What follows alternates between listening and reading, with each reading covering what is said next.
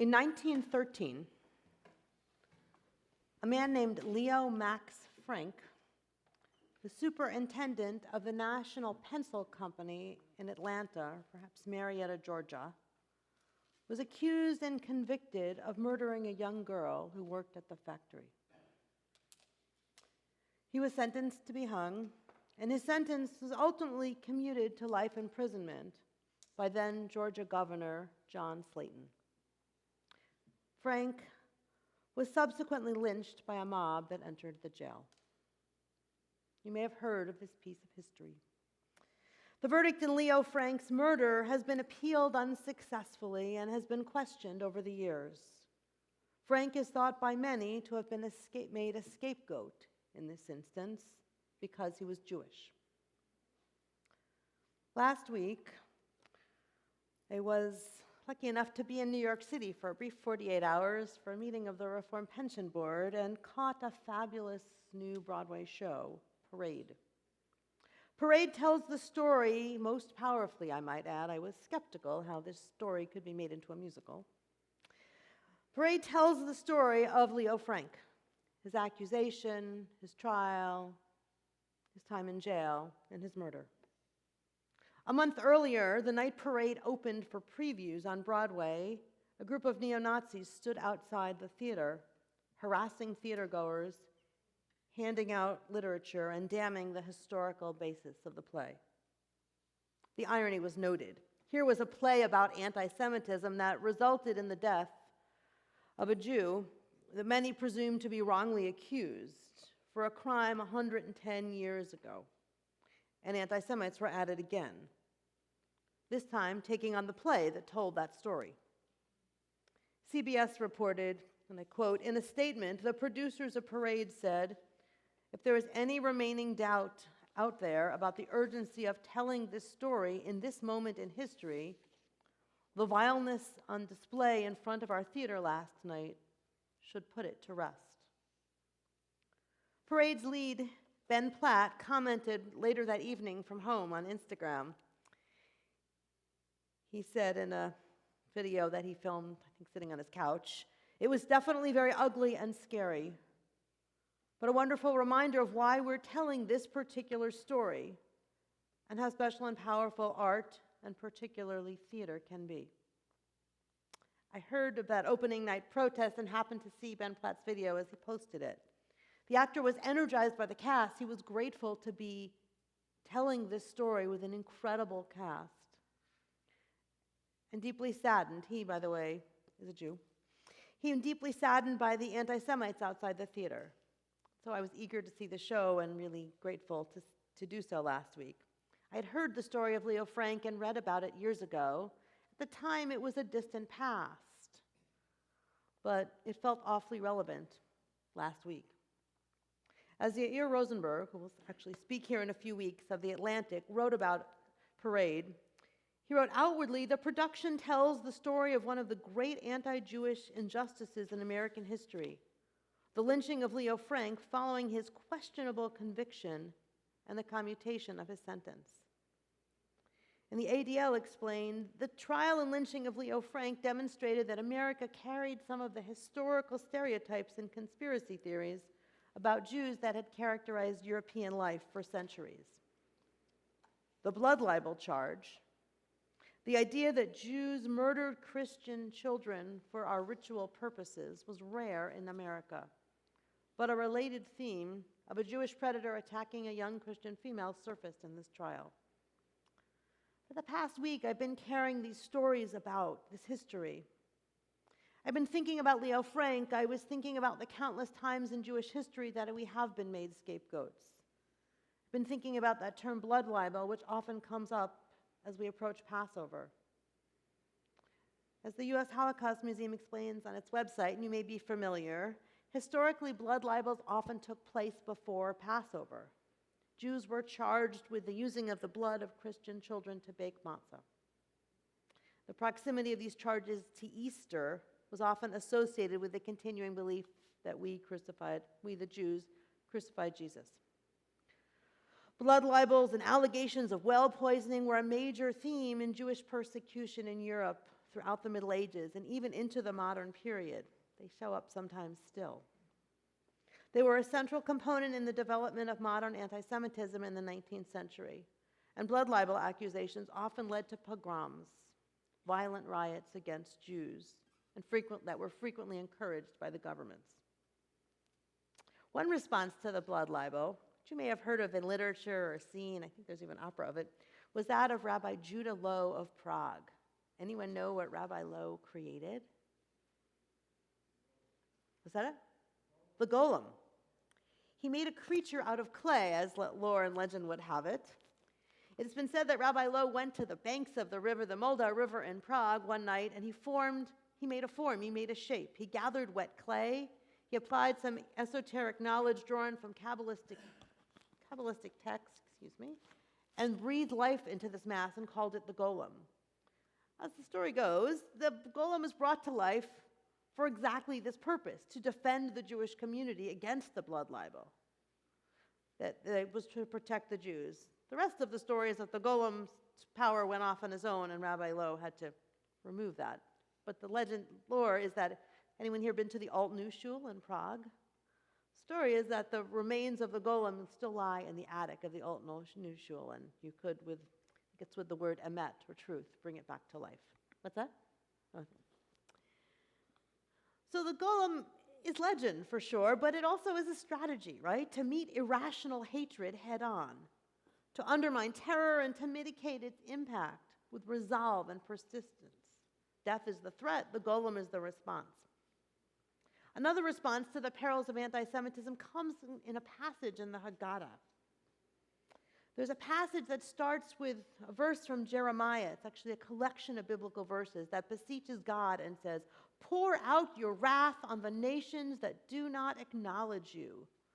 For they devoured Jacob, and his dominion they laid bare. Pour upon them your indignation, and let your rage engulf them." The passage came up during the Middle Ages. The Jewish people were desperate. It was a desperate emotional response against communities being attacked, being murdered. And this text was added to the Haggadah in a funny way. I mean, not ha-ha funny, but it was added to the Haggadah saying, God, bring your wrath upon these people who hate us, who punish us. Anyone know where that text is in the Haggadah? It's an interesting location. Right before Elijah. Elijah, of course, who we look to, is the forerunner of the Messiah, a symbol of hope for the future. So Elijah's appearance, as Rabbi Neil Gilman teaches, celebrates the achievement of redemption, that we've come to this better place when Elijah actually comes, when we open the door. But we understand that we're not there yet. Redemption is not complete.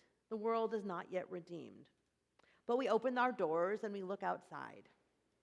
Part of that unfinished work, of course, is the hostility that comes upon the Jewish people. So asking God to pour out your wrath, not indiscriminately, but on those who are our enemies, well, that seemed reasonable at the time. To us, maybe not so much.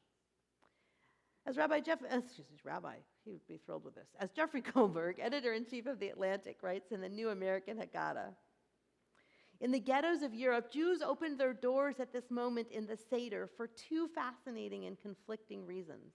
One was to let the Gentiles know that what they were actually doing. We're actually having an innocent meal together, and no Christian children are being slaughtered. At the same time, they employed words not understood by their neighbors and vented their anger. They could say this and nobody would get angry at them. So think about that. It's a powerless people putting a passage in a Jewish ritual. Anyone recall hatred anywhere else in the Haggadah? It's a very different kind of text. So why not let them have their power, their fantasies of justice and revenge? But where are we today? Goldberg writes, anger, of course, channeled destructively can lead to vindictiveness and constricting tribalism that sees everyone on the other side of our circled wagons as an enemy. His commentary cuts to the heart of this text. Pour out your wrath, attack our enemies. It's not in all Haggadot anymore. It's not the usual tone of our Haggadah. If you were going to describe the tone of the Haggadah, what would it be? Anyone? Forget that passage. What do? We remember. Somber remembrance, joyous remembrance. Heck of a lot of blessings, right? Gratitude. Looking for redemption, opening the door. What's the last line of the Haggadah? Next year in Jerusalem, this ultimate hope after we've opened the door. So this passage is in some Haggadot, but it is found by others to be offensive and even antithetical to the message of the Seder. So I'm going to leave you with something new to do at your Seder.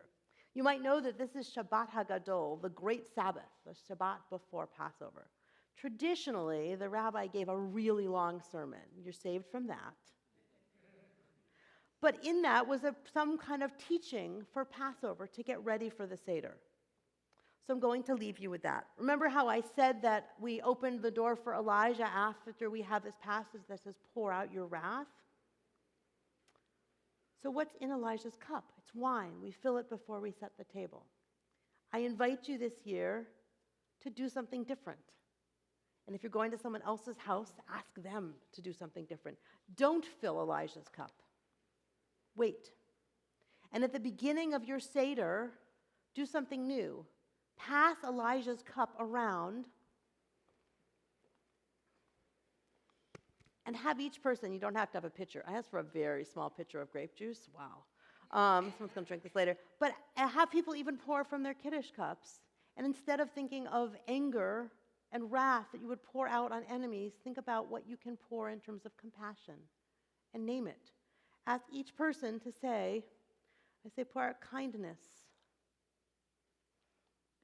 I caught him off guard, sorry. Big thing. It's a big, yeah. Generosity. I won't make you all poor, but what else would you add to Elijah's cup? Elijah symbolizing redemption. Call it out. Love. Acceptance. Gratitude. Support. Peace. Hope. Wonder.